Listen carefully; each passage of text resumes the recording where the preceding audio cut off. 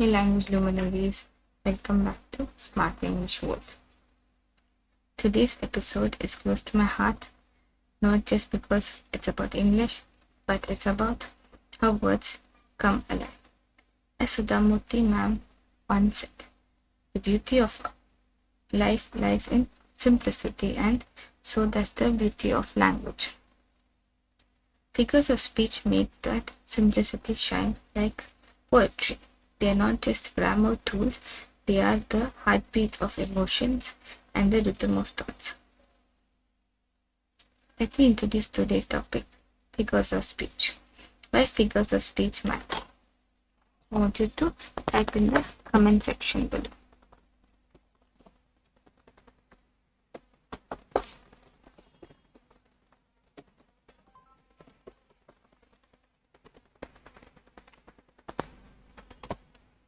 Imagine reading a poem that says, "The moon smiled at me through the window." The moon doesn't really smile, right? But suddenly you feel something, warmth, imagination, connection. That's the power of figures of speech. They teach us how to turn plain sentences into living stories. In communication, in leadership, in daily life, figures of speech teach us the art of expression. Smile and metaphor.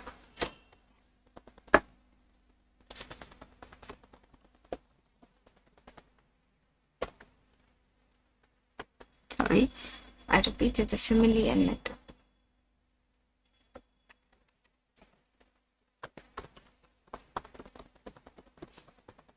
The reason I tried to pronounce it as simile, and the word which I wanted to put as smile is it's a metaphor which is used in the context that a smile can change the beauty of the phrase. Let's begin with two stars of the literary word simile and metaphor. Simile is when you compare two things like or as.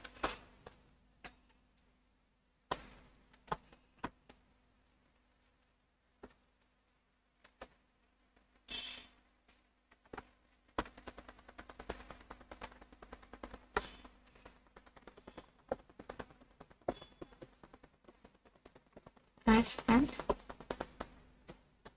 as or like.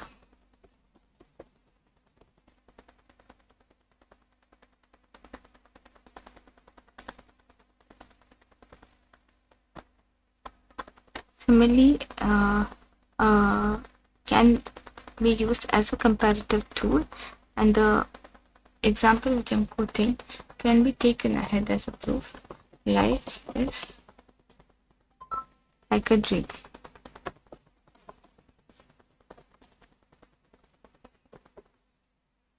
Now the reference of this context is from Wren Martin book. It paints a picture gently, giving both clarity and emotion. Metaphor, on the other hand, merges two ideas.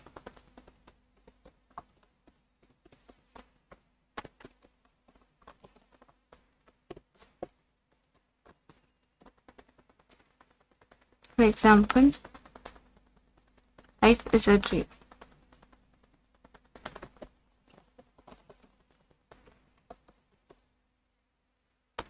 Simple change, but a deeper impact that listener doesn't just imagine, they believe. Sudha Murty's wisdom reminds us a teacher's words should not instruct, they should inspire. And that's exactly what metaphors do. They inspire by blending imagination and truth. Personification and hyperbole.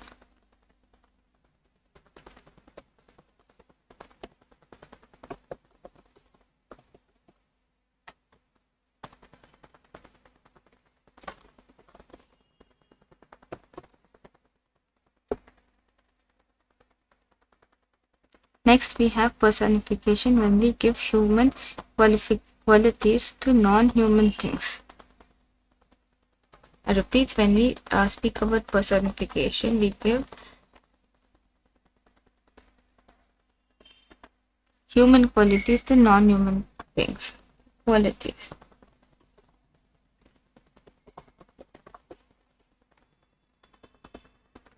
The word whispered through the trees. Example, the word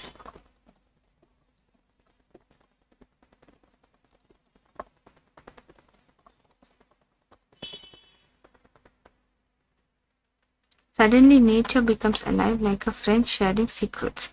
Just like Sudha Murty's books, where rivers like talk, dreams work and kindness breathes, when then comes hyperbole, exaggeration for effect. Now, when it comes to hyperbole,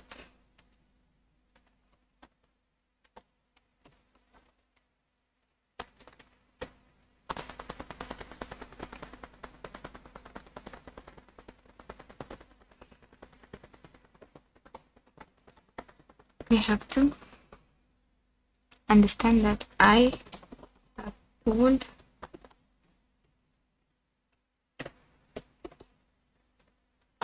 you 1,000 times.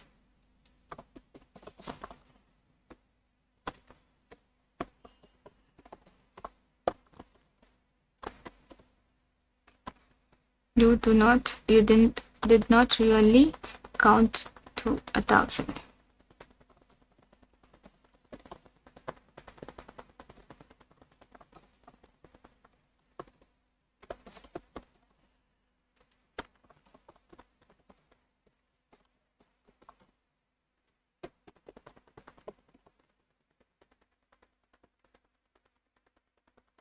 But your feelings did.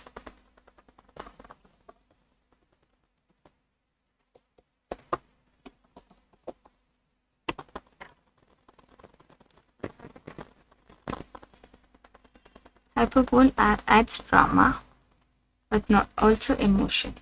It teaches us that in communication, sometimes we must speak from the heart, not just the head.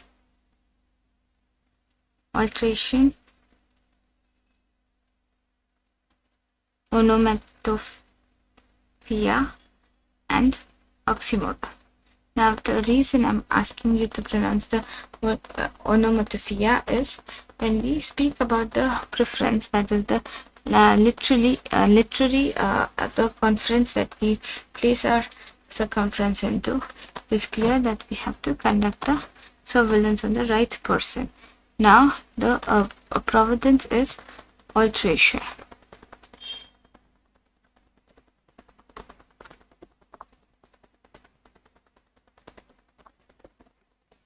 Alteration, repetition of the same sound.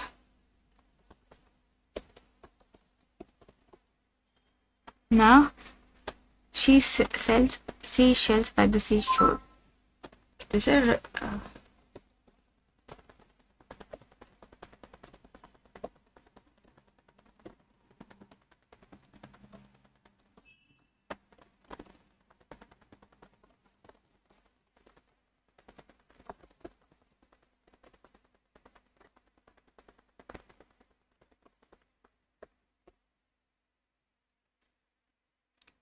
it creates rhythm, just like Sudha Murty's rhythm writing.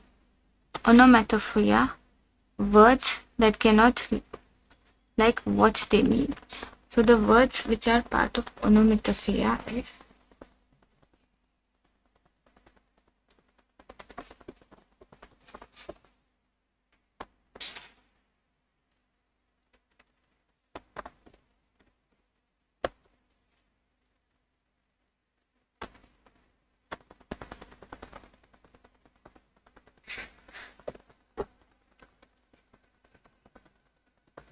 buzz, splash, clang.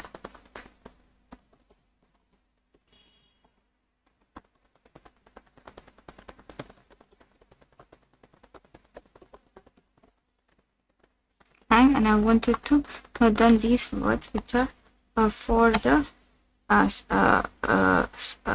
survey which you want it to be part of, that is whisper.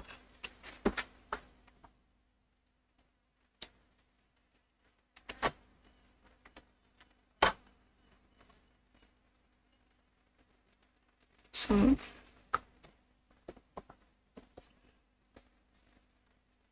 just like Sudha Murty's, so when we talk about the words that we are using, they are sound effects in storytelling, bringing reality closer. Oxymoron.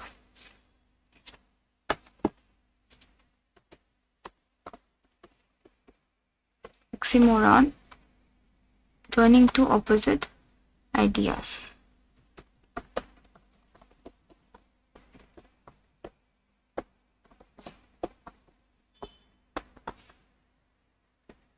Bittersweet memories.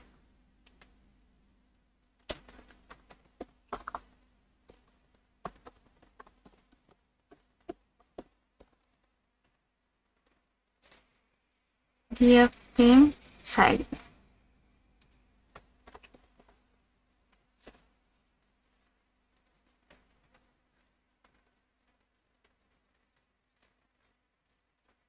Or when they pronounce the word deafening, it's deafening.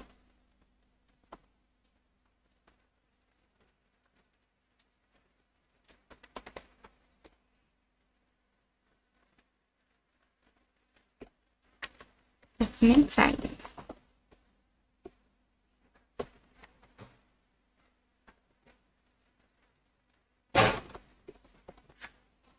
When we speak about the deafening silence, we understand that these phrases remind us that life too is full of contradictions, just like Sudha Murty's characters, simple yet strong, quiet yet wise. Apostrophe, irony, and pun. Apostrophe.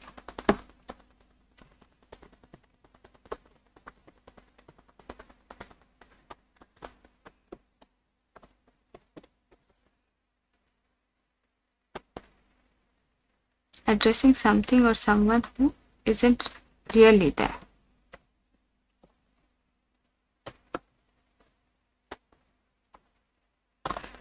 The illusion.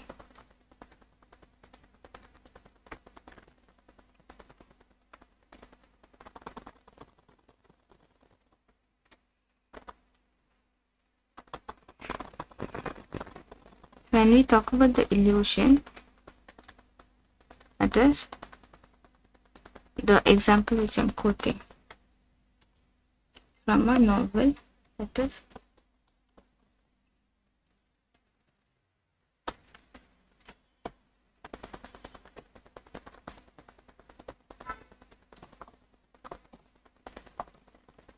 a novel which we all want to be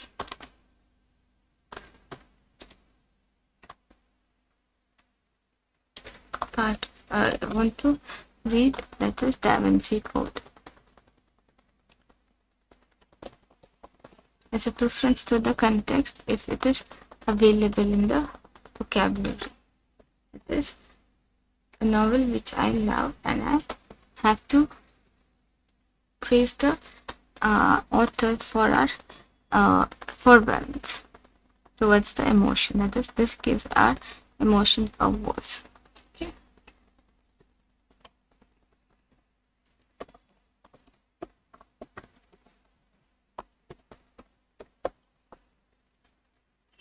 Irony, when words mean the opposite of what is said.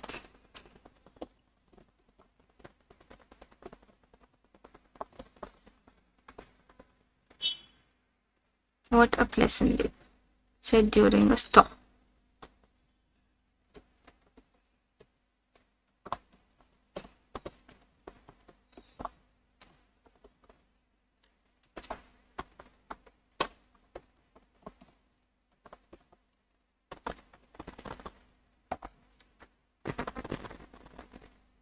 It's humor mixed with truth.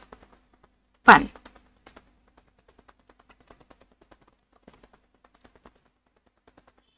A playful twist of words.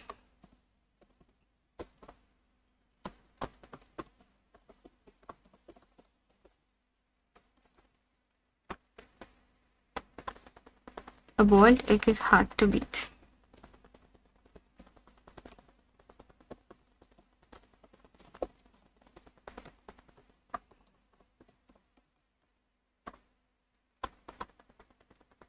Language laughs you, and laughter is the most powerful teacher. Sudha Murty's stories are full of figures of speech, but because she wants, not because she wants to sound poetic.